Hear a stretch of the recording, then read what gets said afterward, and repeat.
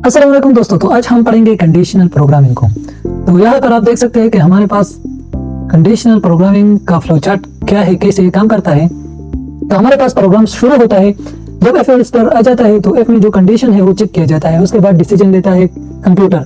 अगर हमारे पास condition true हो तो एफ की जो बॉडी है वहीं पर जो स्टेटमेंट है वो 1 बाय 1 एग्जीक्यूट करता है, और अगर हमारे पास कंडीशन फॉल्स हो तो एल्स वाली बॉडी पे जाकर हमारे पास वहीं पर जो कंडीशन स्टेटमेंट हो वही हमारे पास एग्जीक्यूट की जाती है, और आखिर में जो स्टेटमेंट हो वही भी रन की जाती है, और फिर हमारे पास प्रोग्राम एग्जिट करता है।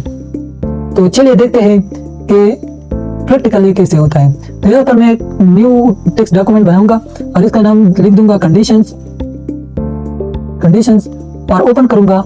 यहाँ पर क्लास बनाऊंगा पब्लिक क्लास कंडीशंस, और फिर हम एक मेन मेथड बनाएंगे public static wide main string arguments, और यहाँ पर क्या करेंगे, एक वेरिएबल बनाऊंगा और उसमें 18 वैल्यू को स्टोर करूंगा। अब यहाँ पर देखें, मैं एफ कंडीशन लगाता हूँ, एफ कीवर्ड के बाद ब्रैकेट में ही कंडीशन लगता है। अब यहाँ पर कंडीशन होगा, यहाँ पर देखो if age is greater than और equal to 18।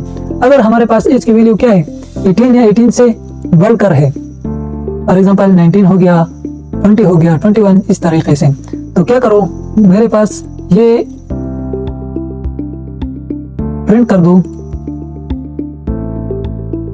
You are eligible for vote. तो ये आप देख सकते हैं, ये हमारे पास अगर कंडीशन ट्रू होगा तो हमारे पास क्या होगा, ये स्टेटमेंट एग्जीक्यूट करेगा।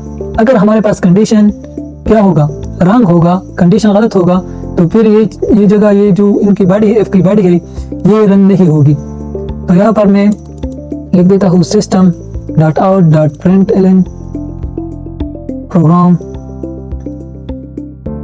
फिनिश्ड।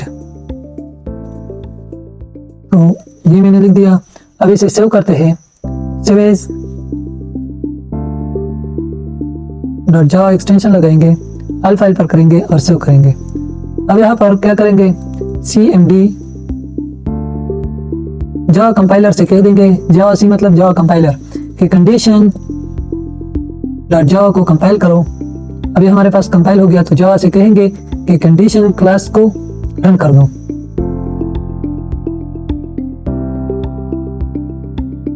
तो ये देख सकते हैं हमारे पास एरर आया, क्योंकि हमने कंडीशन का हमारे पास कोई क्लास मौजूद नहीं था।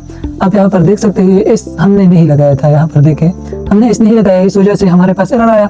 और हमारे पास हमने ये बात की थी कि हमारे पास जावा जो है केस सेंसिटिव है। तो ये आप देख सकते हैं, ये हमारे पास रन हो गया और मेरे पास क्या है, you are eligible for vote, program finish. अगर अब हम वेरिएबल की वैल्यू बढ़ाते हैं, 19 करते हैं, सेव किया, अब क्या करता हूँ, दोबारा कंपाइल कर देता हूँ। याद रखो कि आप जब प्रोग्राम में चेंज करते हैं तो इसे सेव भी करना है, फिर कंपाइल भी करना है, और उसके बाद आपने रन करना है।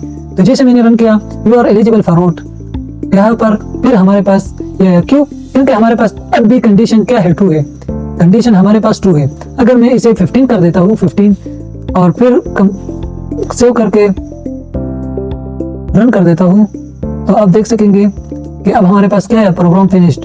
हमारे पास यू आर एलिजिबल, ये वाली स्टेटमेंट रन नहीं हुई, क्यों, क्योंकि हमारे पास कंडीशन फॉल्स थी। ठीक है, तो ये हमारे पास था एफ कंडीशन। अब हम इसके साथ एल्स भी लगा सकते हैं। अगर हम एल्स लगाएंगे तो इसका मतलब ये होगा कि हमारे पास अगर प्रोग्राम क्या है, अगर कंडीशन ट्रू नहीं है तो मैं हमारा यही वाला प्रोग्राम रन कर दूं, यही स्टेटमेंट रन कर दूं, यही ब्लॉक रन करेगा। अब println you are not eligible for vote. तो आप देख सकते हैं हमारे पास ये क्या हुआ।